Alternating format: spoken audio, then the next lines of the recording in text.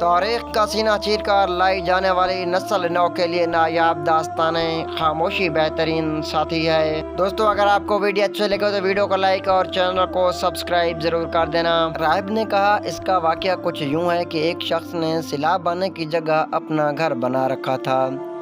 جب اس سے کہا گیا کہ یہ بہت خطرناک جگہ ہے، یہاں سے ہٹ جا، تو اس نے کہا مجھے معلوم ہے کہ یہ جگہ خطرناک ہے، لیکن اس کی خوبصورتی اور شادابی نے مجھے تعجب میں ڈال دیا ہے۔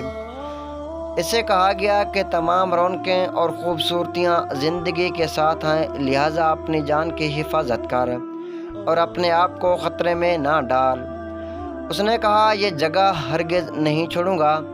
پھر ایک رات حالت نیند میں اسے سیلاب نے آن لیا اور وہ غرق ہو کر مر گیا۔ لوگوں نے اس کا انجام دیکھ کر اسی طرح کہا جس طرح زمانے والوں نے کہا، ہم پیدا ہوتے ہیں اور مر جاتے ہیں، اور ہم میں سے جو مر جاتا ہے وہ واپس لوٹ کر نہیں آتا۔